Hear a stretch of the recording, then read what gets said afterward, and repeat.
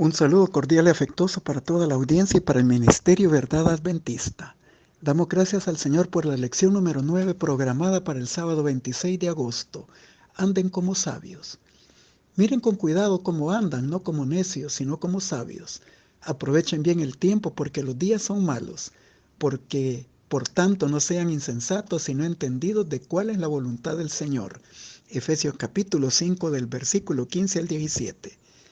En su carta, Pablo ha desarrollado muchos temas importantes. En Efesios 1, el misterio del Evangelio y el plan cristocéntrico de reunir todas las cosas celestiales y terrenales en Cristo. Capítulo 1, versos 9 y 10. En Efesios 2, habló del impacto de la gracia redentora y cómo afectó la pasado gentil de los efesios y cómo los hizo parte de su proyecto celestial llamado Iglesia. Efesios 3:10. Y presenta a la iglesia como un diseño divino, donde formamos parentela con la familia de Dios, Efesios 3:15. Y en Efesios capítulo 4 habla de la unidad de la iglesia, el cuerpo organizado, superando todo tipo de barrera terrenal en la integración en el servicio y la misión evangelizadora de este mundo. Pero en la segunda parte de Efesios 4, del 17 al 32, inicia su fase preparatoria para los siguientes capítulos. Presenta la realidad de la vida cristiana, que implica una ruptura con la corriente del mundo. Presenta el cristianismo dentro de una batalla espiritual en el capítulo 5, entre la luz y las tinieblas, entre una vida disoluta de embriaguez y licencia inmoral, versos 3 al 8, y la vida controlada por el poder del Espíritu Santo, Efesios 5:18. Y luego en Efesios 6 advierte de la batalla espiritual que solo puede librarse victoriosamente con diligencia y perseverancia hasta la venida de Cristo y la implantación de su reino.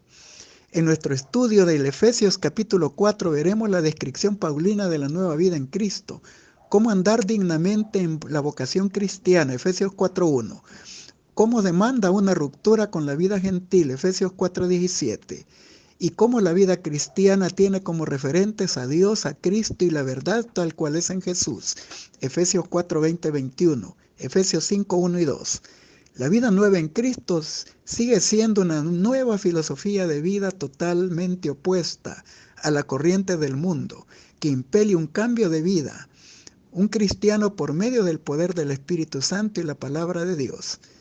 Efesios capítulo 5 del 1 al 20 detalla ampliamente la vida gentil, sus historias atrevidas, sus relatos indecentes, sus vivencias ingeniosas de mal proceder, bufonadas y payasadas de mal gusto, inapropiadas para los decentes. Efesios 5:4.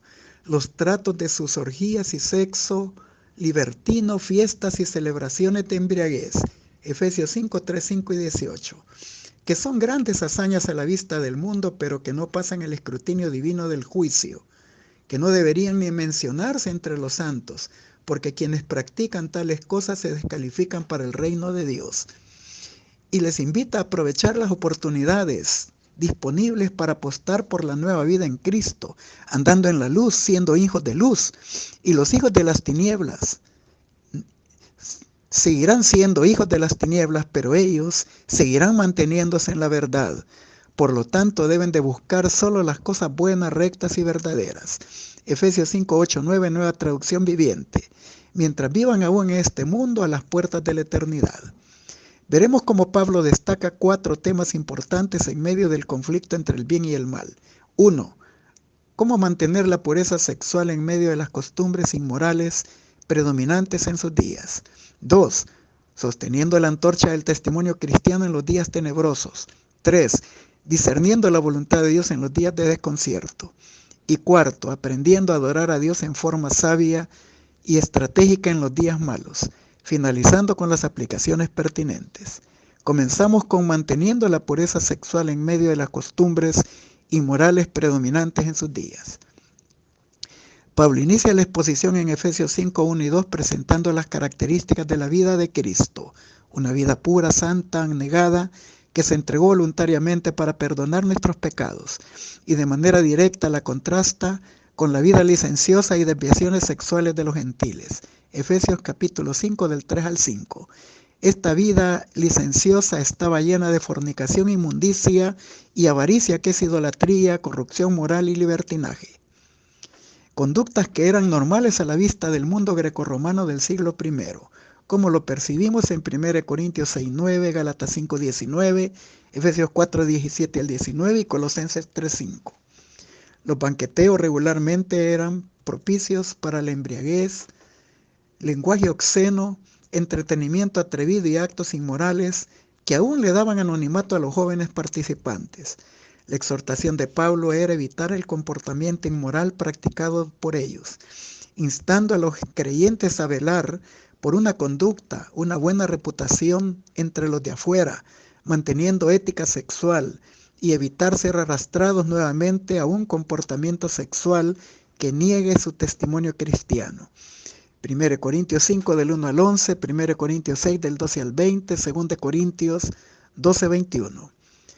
Tanto en el pasado como en el presente hay un contraste entre la luz y las tinieblas, entre el bien y el mal. Y tenemos que saber que el deseo de la carne es contrario al deseo del espíritu. Gálatas 5:17. Y solo con la ayuda de Dios venceremos al mundo, la carne y al diablo. 1 de Juan 2:16-17. Pero esto se complica más en la sociedad moderna, donde las legislaciones de muchos países han oficializado estas conductas inmorales y las propagan por doquier en todos los medios concebibles, afectando los vínculos más estrechos y sensibles de la sociedad.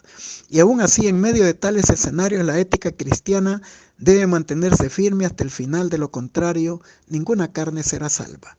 Continuamos sosteniendo la antorcha del testimonio cristiano en los días tenebrosos. Nos referimos a Efesios 5 del 6 al 10. Pablo ya había identificado dentro del mundo gentil o pagano a quienes buscan placer en pecados vergonzosos como la fornicación, la impureza y la avaricia. Ahora se preocupa de las palabras vanas. Estas palabras pueden persuadir a los creyentes engañándolos al creer que el pecado sexual no es un tabú, incluso que puedan atraerlos hasta ese tipo de conductas erradas. Efesios 5:6. Las herejías estaban a la orden del día en la sociedad grecorromana. Una de ellas era que no importaba lo que hiciera el cuerpo mientras no afectara el espíritu. El cristianismo enfrentó esta enseñanza afirmando que el cuerpo es el templo del Espíritu Santo y que todo el ser integral es redimido por el sacrificio de Cristo. Pero hubo otro ataque más sutil y peligroso, la de envanecer la doctrina de la gracia. El razonamiento predominante era que cuanto más pecamos, más sobreabunda la gracia. Para ellos el pecado es algo excelente porque le ofrece a la gracia una oportunidad de manifestarse. El cristianismo enfrentó este argumento insistiendo que la gracia, además de ser un don y un privilegio, confería una responsabilidad de vida en armonía con la voluntad revelada de Dios. El más grave perjuicio es inducir a otros a considerar el pecado con ligereza y despojarlo de su horror. Pablo advierte que en el juicio, en el tiempo del fin, la ira de Dios vendrá sobre los desobedientes. Efesios 5:6. Los que están en Cristo y forman parte de su reino no deben de actuar como los que no lo son. Efesios 5:5. Por lo tanto, anden como hijos de luz. Efesios 5:8. Ellos están ya en la luz. Son luz del mundo, a causa de su unión con Cristo, que es la luz verdadera, que alumbra al mundo. La luz distingue lo bueno de lo malo. Es Juan 3:20-21. Por lo tanto, la luz de Cristo es todo lo que nos ayuda a mantener, para poner a prueba todos los motivos y acciones. La manera más eficaz de limpiar el corazón de cualquier sociedad es exponiendo a la luz sus pecados. La luz tiene su calidad purificadora, tanto en lo físico como en lo espiritual. Muchas enfermedades desaparecen simplemente con la exposición a la luz del sol. Así sucede con la vida espiritual ante la luz de Jesús, porque el fruto del Espíritu es en toda bondad, justicia y verdad. Algunas traducciones como la Bover Cantera, Nácar Colunga, Biblia de Jerusalén, traducen este texto como el fruto de la luz, porque es el resultado o consecuencia de la luz. La luz es esencial para el fruto y el crecimiento espiritual. Y el párrafo termina: busquen lo que agrada al Señor. Efesios 5:10, Romanos 12:1-2, 2 Corintios 5:9 y Hebreos 13:21. La extraordinaria pureza de los creyentes primitivos estaba en agudo contraste con la vida de los paganos. Ante todo, el creyente buscaba la abnegación de Cristo y el noble ejemplo de lealtad y pureza. Efesios 5:2. Pablo continúa con Efesios 5 del 11 al 14 describiendo la vida pagana como tenebrosa y la vida cristiana como radiante. Por lo tanto, ellos debían de vivir un estilo de vida honrando a Dios como hijos de luz, con una ruptura con las obras infructuosas de las tinieblas, manifiestas por la luz. Efesios 5, 11, 13, 14. Llevando a la práctica la verdad moral y viviendo como ciudadanos útiles, que no faltan nunca a sus deberes, humanos y divinos, y fuertes para hacer lo que es verdadero. Y también no viviendo el estilo de vida sexualmente inmoral, exhibiendo las obras infructuosas de las tinieblas. Efesios 5:11. Esto es totalmente opuesto a la voluntad de Dios y a los principios de su reino. Luego Pablo presenta el poema de Efesios 5:14 que pareciera ser la aplicación de Isaías 60 del 1 al 3. Levántate, resplandece, porque ha venido tu luz y la gloria de Jehová ha nacido sobre ti. Porque aquí que tinieblas cubrirán la tierra y oscuridad las naciones, mas sobre ti se manifestará Jehová, y sobre ti será vista su gloria. Y andarán las naciones a su luz y los reyes al resplandor de su nacimiento. Esta también es un llamado poderosísimo a los cristianos para que despierten a su papel como misioneros en reflejar la luz de Cristo en un mundo en tinieblas. Filipenses 2 del 14 al 16 y Mateo 5:16. Continuamos con discerniendo la voluntad de Dios en los días de desconcierto. Pablo continúa con dos grupos de exhortaciones, las de Efesios 5 del 15 al 17 y luego con las del verso 18 al 20. El primer grupo hace una distinción entre sabios y entendidos, necios e insensatos. Aquí usa el griego akribus, con diligencia y exactitud esmeradamente instando al cristiano a seguir un curso de acción disciplinada, haciendo lo posible en resistir la tentación que le rodea. En el Sermón del Monte, Cristo habló del hombre prudente y del insensato. Él dijo del prudente el que oye mis palabras y las practica, y del insensato el que las oye y no las vive. Mateo 7, 24 y 26. En Proverbios 9:10 dice el conocimiento del Santísimo es la inteligencia. Y Proverbios 1:7 dice el principio de la sabiduría es el temor de Jehová, pero los insensatos desprecian la sabiduría y la enseñanza. Y aquí no se habla de una falta de acceso al conocimiento de la verdad, sino una obstinada ceguera voluntaria. El cristiano que no use sus facultades de inteligencia dadas por Dios para saber la voluntad divina para él, comete pecado. En Efesios 5:16, Pablo añade aprovechando el tiempo, literalmente comprando el tiempo, procurando toda oportunidad para sacar el mayor provecho disponible. Colosenses 4:5. El cristiano tiene el privilegio y obligación de aprovechar cada momento para cumplir los propósitos nobles y elevados. Redimir el tiempo es más que ocuparse en actividades que contraponen las actividades frívolas de los paganos. Una persona no es buena sencillamente porque no es mala, sino más bien porque sigue a Jesús y se identifica con sus negocios, los del Padre Celestial, buscando activamente toda oportunidad de hacer el bien. Porque esta vida continuamente estará expuesta a todo tipo de males, no solo morales, sino también a la enfermedad, a la persecución, al sufrimiento mental, que priva a muchos cristianos de oportunidades de servir. A esto se le llama en el Antiguo Testamento los días malos, que no dan contentamiento, Eclesiastés 12:1. Y Pablo se refiere a estos días malos. Ante todo esto, debemos de conocer la voluntad del Señor. Ese debe de ser nuestro blanco supremo. La mente transformada no solo posee la capacidad de entender la voluntad de Dios, sino también la intuición implantada por el Espíritu, por la cual comprueba por experiencia cuál es la buena voluntad agradable y perfecta de Dios. Romanos 12:2. Los sabios son los que han sido iluminados por la palabra de Dios y conocen la verdad tal cual es en Jesús. Saben distinguir el tiempo, conocen en la medida que se aproxima la venida de Cristo, las persecuciones y hostilidades aumentarán. Por lo tanto, los días en que los efesios vivían ya eran malos, pero los tiempos en que nosotros vivimos, próximos al cierre del tiempo de la gracia, son peores. Debemos de tomar conciencia acerca de esto y redimir ese tiempo, como advirtió Jesús. Por haberse multiplicado la maldad, el amor de muchos se enfriará. Mateo 24:12. Los cristianos debían de rescatar todo tiempo disponible no haciendo lo que hace el mundo, sino ampliando su disponibilidad de horas a diario para el desarrollo de un carácter que califique para el reino de los cielos, que puede ser concebido como nuestro tiempo de prueba o tiempo de gracia en los años de nuestra vida y existencia, en donde Cristo todavía está ministrando en el santuario celestial en nuestro favor y disponemos del privilegio de la vida para aprovechar esos beneficios redentores. Al morir finalizará este tiempo de oportunidad. Por lo tanto, la actitud correcta es redimir el tiempo y aprovecharlo al máximo. Continuamos con aprendiendo a adorar a Dios de forma sabia y estratégica en los días malos.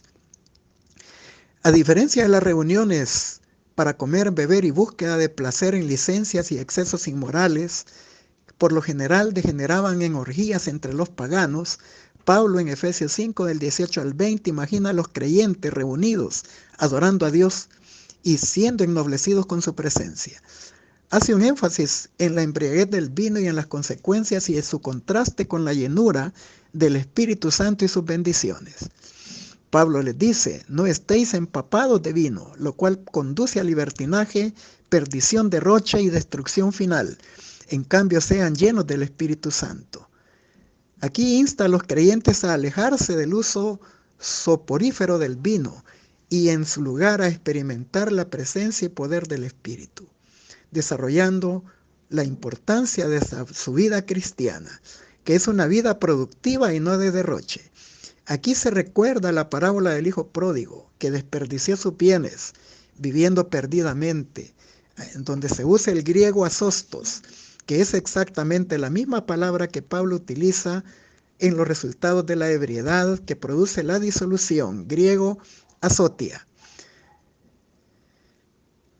Por un lado, el embriagado desperdicia su tiempo, renuncia a la castidad y a la pureza y se despreocupa de cosas importantes de la vida, cosa que no haría en estado de sobriedad.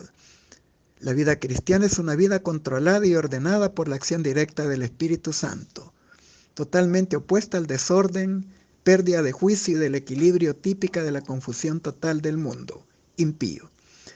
La embriaguez está prohibida en el Antiguo Testamento en la literatura sapiensal, Proverbios 21, Proverbios 23 del 29 al 35.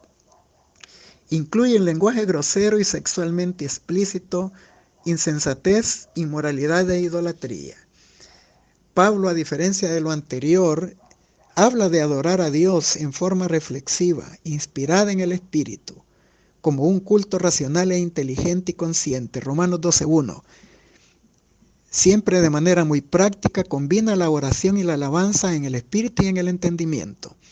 Y luego en Efesios dice hablando, cantando y alabando y dando gracias a Dios y sometiéndose a su voluntad. Efesios 5 del 19 al 21, Reina Valera, actualizada 2015. Los cristianos unidos en adoración pública llenos del Espíritu Santo son puestos en total contraste con los pensamientos y comportamientos egocéntricos de los paganos en sus reuniones. En el culto cristiano primitivo, según Colosenses 3:16, se destacan aspectos litúrgicos como la lectura, la predicación y la enseñanza de la palabra de Dios en abundancia, combinadas con la alabanza musical en cantos, himnos y salmos espirituales. Santiago 5:13, Hechos 16:25.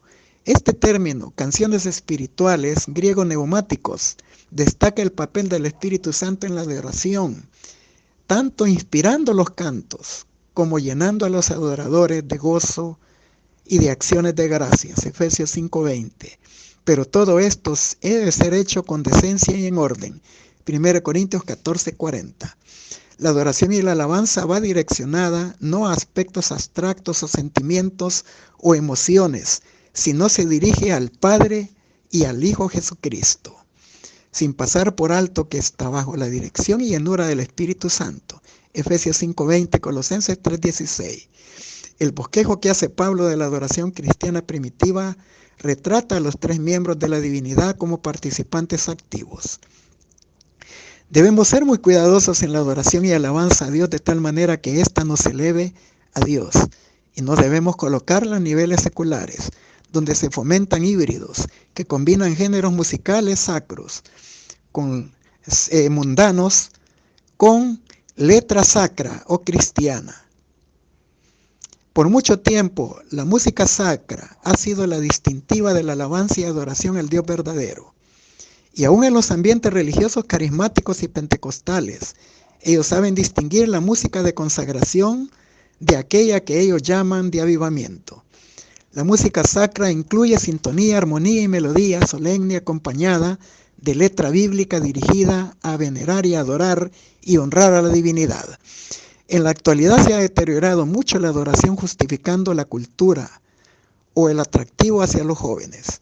Pero los consejos inspirados ayudan a la luz de las Escrituras a colocarnos en una posición correcta para adorar a nuestro Dios Padre, Hijo y Espíritu Santo con música y cantos espirituales que le agradan al Señor. Finalizamos con las aplicaciones pertinentes. A medida que se va introduciendo la verdad en la vida práctica, la norma de ser elevada más y más para ponerse a la altura de las demandas de la Biblia. Esto hará necesaria la oposición a las modas, costumbres y prácticas y máximas del mundo. Las influencias mundanales, a semejanza de las ondas del mar, baten contra los seguidores de Cristo para arrancarlos de los verdaderos principios de mansedumbre y de la gracia. Pero debemos permanecer en los principios tan firmes como una roca. Al hacerlo exigirá valor moral, y aquellos cuyas almas no estén aseguradas en la roca eterna serán arrastrados por las corrientes mundanas. Podremos quedar firmes solamente si nuestra vida está escondida con Cristo en Dios. La independencia moral está en su sitio cuando se opone al mundo. Pongámonos en completa armonía con la voluntad de Dios. Estemos en una situación ventajosa y veremos la necesidad de una separación terminante de las costumbres y prácticas del mundo. Maranata, el Señor viene, página 48. Se me ha mostrado un horrible cuadro de la condición del mundo. La inmoralidad cunde por doquiera. La disolución es el pecado que caracteriza nuestra era.